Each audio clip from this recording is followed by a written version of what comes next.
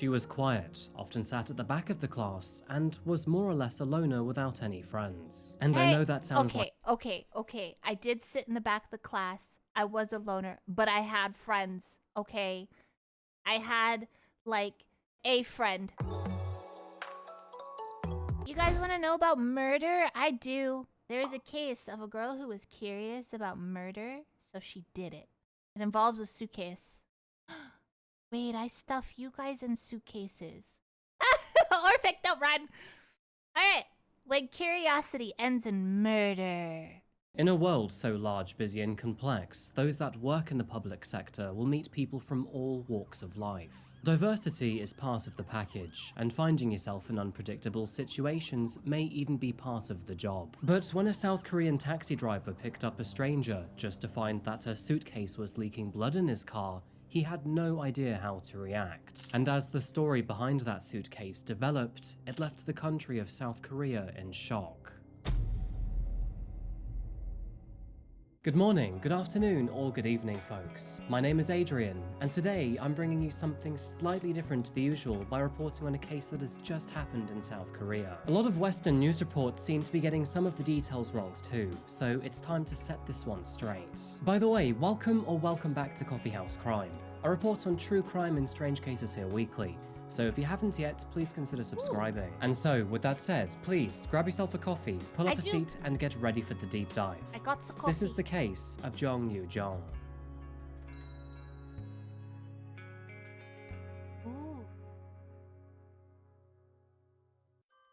Welcome to South Korea, folks. This is my first time seeing his channel.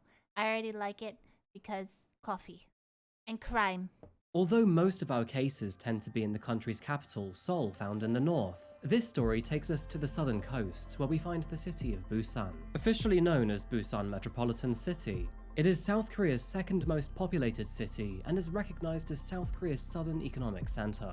With a population of almost 3.5 million residents and a GDP of $76 billion, this city has a rapid pulse as well as a mighty amount of money flowing. But for a brief moment, and since we've never been here before, let's focus on a few interesting facts instead. Home to the largest film industry in South Korea, Busan is known as the Creative City. It's also the cultural capital for festivals and creative gatherings, and is the gateway of entertainment to Asia. See it as the equivalent of Melbourne in Australia, California in America, or Glasgow in the United Kingdom. When it comes to the outdoors, you don't get much better than Busan. With incredible beaches, hot springs, and breathtaking seaside views, it's a clear winner for anyone looking to experience both the arts and the sun. Now, Busan's government website seems to be quite persistent in talking about its seaport too, and that's probably because it's the 6th largest megaport in the entire world. Almost 22 million 20-foot shipping containers run through these waters every single year, which, by the way, is the volumetric equivalent of 730 billion liters of coffee. I don't think even I could get through that one. Anyway, Busan, like most of South Korea, is considered to be a very safe place to live, and this is probably why our case today received so much attention. On the topic of safety, there is one thing I wanted to talk about before we begin today's case, and that is your own safety. Focusing on our story today, it was around 3 AM on Monday the 27th, 2023, that police received a phone call from a very concerned taxi driver. He had just completed a journey after being hailed by a young woman carrying a suitcase. She approached the driver before asking him if he could drop her off near a wooded area by Nakdong Riverside, which can be found near Hapo Station within Busan. Now, this wasn't a problem. The taxi driver had completed this route many times before, and although the journey with the customer initially appeared to be normal, the situation would take a very sudden turn when she exited the vehicle. Getting out of his car and taking the suitcase out of his boot, he noticed that something had seeped out from under the suitcase, and with the wet and stickily thick feel, the red substance chillingly appeared to be blood. The passenger didn't seem to take any notice of the concerned look on his face, and under the cover of darkness, it is likely that she never realized his discovery. Without wanting to cause a fuss, the taxi driver pretended that nothing was wrong, and after waving her goodbye, he watched her walk towards the wooded area. After she was out of his sight, he returned to the car boot, and after opening the door, he realized that the suitcase had left a small pool of blood on the carpet. Whatever was in that suitcase was nothing good. And okay, I am terrified of cabs after the movie I Saw the Devil. That poor cab driver could have died. He could have died. And so, he did the right thing by dialing South Korea's emergency services 112 immediately. The news was concerning at best, and it certainly got the police's attention immediately. And after dispatching a few officers to that area, just a few minutes later, they would find a few mutilated body parts. She didn't even bother hiding it. She just dumped it. The heck? She only had one suitcase, but then she had a car. If she would have, like, finished the job with the taxi driver, then she would have had a car and then she could have gone farther. And hide two bodies, just drive the car off into the water. The dense woodland, which was shrouded in darkness, was the perfect place to dump a body. But thanks to the driver's quick thinking, the female passenger was identified and tracked back to her home just a couple of hours later. And just 3 hours after leaving the taxi, the young woman, who would later be named as Jeong Yoo-Jeong, was arrested. Data analysts... No! She looks so like just your everyday person. Like you could just be walking by. That's crazy.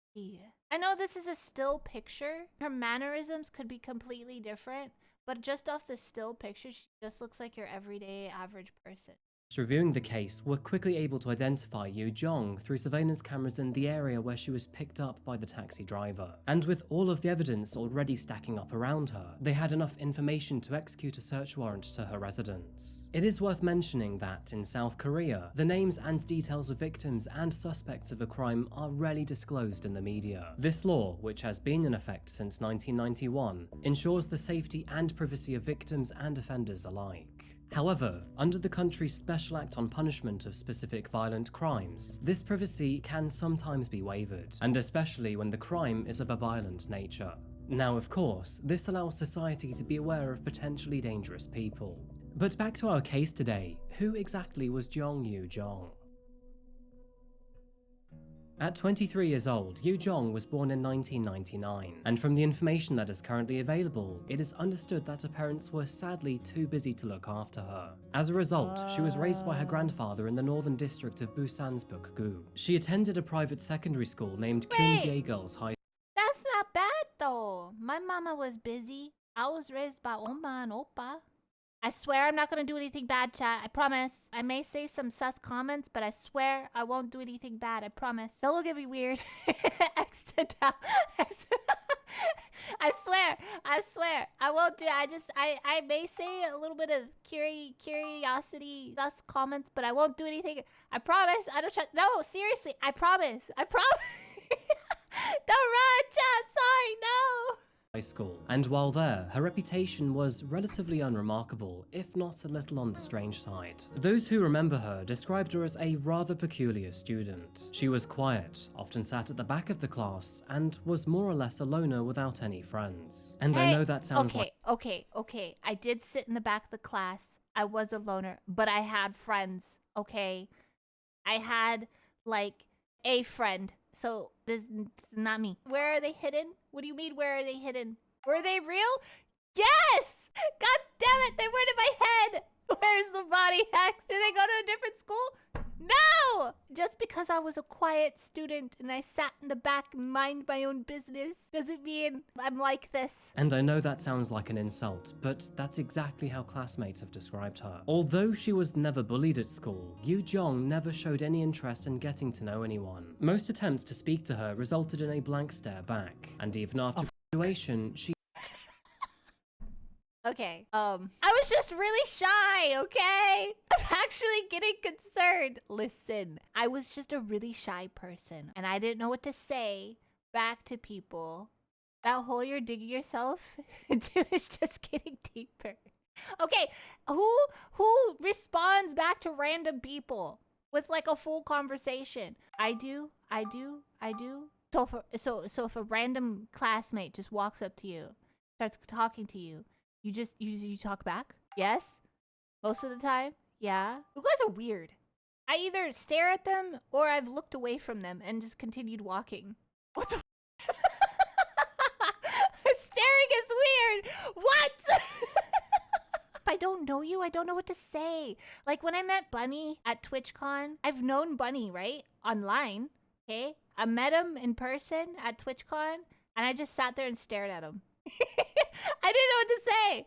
We just kind of stared at each other. We're just like, Thank God she didn't have a suitcase on her. What the hell? I thought I didn't think, if I don't know you, I'm not gonna talk to you. My mother said don't talk to strangers. I took that literally, okay? That's why Hex has no friends. So shut up! I'm silent most of the time unless someone interacts with me because I'm not a murderer. I'm not a murderer either. Something a murderer would say. Ugh. God damn it! Okay, back to the video. And even after graduation, she barely kept in contact with any of her alumni. She then remained unemployed for 5 years while she prepared for a civil service exam. That's not true. That's not true. I had jobs. That's not true. That's not true. Okay, see? We're good. We escaped. Which in South Korea is a requirement to work in the civil service industry. Being able to speak English competently is also a requirement for this exam, and sadly is something that Yoo-Jeong was dismal at. And at the age of 23, her English competency was considered at the same level as a high school student. Mind you, this is something to remember later in the story. In recent years, Yoo-Jeong's isolation intensified. She would barely go outside, didn't create any social plans, and never tried to broaden her horizons. Now, she had also become a so-called true crime fanatic. Not that there was anything wrong with that, by the way. Anyway, she owned dozens of books and novels about murder cases, watched many Korean true crime programs, and had even become obsessed with specific serial killers. Okay, but that's a lot of people. A lot of people are true crime people and like research serial killers and stuff. A lot of people, okay? Especially when you go into school, into uni for that kind of like job area, you kind of, you know, you're cooked. Over the following days, data analysts learned several interesting facts about Yoo-Jeong. After going through her mobile phone, they realized that she had almost no contacts or messages, indicating that she was an extremely lonely young woman. What was most concerning, however, is that in the months leading up to her crimes, she had made several worrying searches online, including how to murder someone, murder without a body, and the perfect murder. Now, at first, Yoo-Jeong denied murdering her victim, and instead claimed that someone threatened to kill her if she didn't dispose of the body. But of course, police found multiple holes in this story. My Google has never had that. My Google has maybe more concerning things, I guess. But I've already talked about that. It's all Silas right now, actually. She's clearing her search history as we speak. It's actually all Silas and Zane currently. But on the topic of like crime and stuff, I've already mentioned, I've looked up how like the human meat and everything like that. I've already talked about that. How to pronounce common. Shut up. 1 sec. Oh, okay. Wait, are you calling them? Don't call the. What are you calling? Stop it! After being begged by her family to come clean, she would finally confess just 3 days later.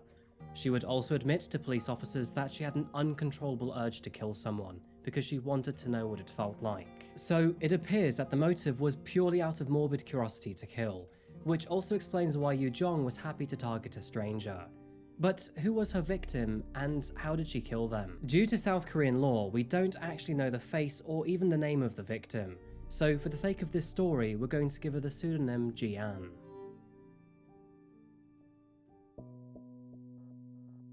As we know, Yoo-Jeong's plans to murder someone began around 3 months prior when she started her research online. She concluded that, since there would be no personal motive, it made a lot more sense to target someone randomly. However, with the social skills of a fish, she had to lean on the internet to do her bidding. I take offense, okay?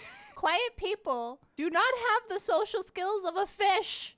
We're just freaking quiet. God damn it. After signing up to a popular tutoring app, she then pretended to be a parent who was looking for an English teacher who could tutor her child. On May the 24th, 2023, Ji-an was paired with Yoo-Jeong. The two eventually agreed to meet a couple of days later on the 26th, with Yoo-Jeong saying that she would send her child to the teacher's house. Ji-an accepted the offer. It was after her plans were confirmed that Yoo-Jeong purchased a school uniform online. And on May the 26th, which was the day she scheduled to meet Ji-an, she pretended to be her fake child by disguising herself with the school uniform. Sliding a knife into one of her pockets, she then made her way to Jian's house, which was located in Guemjiang-gu. At a height of 4 foot 9 inches or 1 meter 44, it is very likely that Jian did not question her age at the door. And after entering the home and learning that Jian lived alone, Yoo-Jeong brandished the knife and then murdered her in cold blood. And after making sure that she was dead, she moved on to the next stage of her plan. Yoo-Jeong What the heck? Same size. I am taller. Okay? Take that back. Then travelled home just after midnight, picked up her suitcase, travelled to her local supermarket, purchased knives, locks, zip ties, bleach and plastic bags, and then returned to Jian's home. A surveillance camera captured this disturbing footage of her happily walking between the residences. What is awful is that she seemed excited and giddy in her steps, despite her very terrible actions. She then returned to Jian's house, dismembered her body into multiple pieces, and placed some of them in the suitcase. At around 3 AM on the early morning of the 27th, and after making the mistake of not securely bagging Jian's limbs inside the suitcase, she then called for a taxi, and after making her way to the park, she then disposed of the body parts. Wanting to make it look like a disappearance, Yoo-Jeong made an effort to hide Jian's identity. She did this by keeping her license, mobile phone, and purse. She also took the suitcase back with her to do a second round of dumping later that day. In Yoo-Jeong's own words, she had hoped to commit the perfect crime. But of course, as we all know by now, that would never actually happen, and instead she was promptly arrested. Although it's not confirmed, it is theorized that Yoo-Jeong targeted Jian because she wanted to have what the tutor had, which was a high social status and a good academic background in English. Where Yoo-Jeong repeatedly failed her English exams, Jian had actually graduated in English from a very prestigious university, and so an element of jealousy may have been part of the selection process. Yoo-Jeong tried to delay her arrest by claiming that she was bleeding internally, but after being sent to the hospital and being found to be in good health, she was promptly rearrested. Looking into her mental health, Yoo-Jeong had never been diagnosed with any form of mental illness, and to add to this, had a clean criminal record. So there was actually no way of predicting this murder. This of course was made further difficult with Yoo-Jeong's non-existent social life. Because she had no friends, she kept all of her dark thoughts to herself. Following her arrest, Yoo-Jeong confessed that she had dreams of committing the perfect crime. However, and even despite the taxi driver, it is very unlikely that she would have got away with this. Jian's DNA was found in her apartment, Yoo-Jeong's DNA was found in Jian's apartment, she had royally screwed up with a leaking suitcase, and she was even caught on several surveillance cameras. Interesting side note here, and one that is learned from covering international true crime cases, but South Korea actually has a 4-factor psychopath diagnostic test. If you haven't guessed what that means, and by the way, I'm a little concerned if you haven't, but it's a test that allows psychologists and analysts to determine if someone is likely to be a psychopath or not. A score of 15 is considered to be average, where you're considered a psychopath when scoring above 25. Jeong Yoo-Jeong received 28 points, which is actually higher than the serial killer Kang Ho-sun, who scored 27. Those who have been here for a while will know that I've covered Kang Ho-sun's case about a year ago. After murdering his mother, he then went on to eat stray dogs and kill several other women before ultimately getting caught. So Yoo-Jeong scoring higher than Ho-sun is a pretty serious revelation. That is, of course, if this so-called psychopath test has any real credibility. Interesting side note, but considering this score and considering Yoo-Jeong's demeanor, authorities actually believed that if she wasn't caught, she would likely become a serial killer. Anyway, after learning of Yoo-Jeong's social position, police administration specialists stated that it is highly likely that she is a reclusive loner with low self-esteem. And understandably, most Korean news media outlets have clung on to this description. In an interview conducted by MBC, Jeong Yoo-Jeong's grandfather expressed his sorrow and shame by saying, "I want to apologize 100 times to the bereaved family for raising my granddaughter wrong. That's how I feel." Earlier this month, Yoo-Jeong apologized profusely as she stood outside the police station. In a statement to media, she said, I apologize to the victim and her family. I must have been out of my mind. As you can guess, this case gained a lot of attention in South Korean media. Many people were shocked due to its wildly impersonal nature. Jeong Yoo-Jeong had no reason to murder, except to only satisfy her own sick curiosity. So what happens now? With this case happening so recently, Yoo-Jeong's trial is yet to be given a date. She is still being psychologically examined before officers can even determine what charges she will face, though it is very likely to be murder in the first degree. South Korea does still technically allow the death penalty, though its last execution hasn't actually taken place since 1997, and although there are more than 60 people on death row, they will likely never face capital punishment. On the flip side, Yoo-Jeong may see a sentence as small as 5 years behind bars, though it is likely to be much higher should she be found guilty.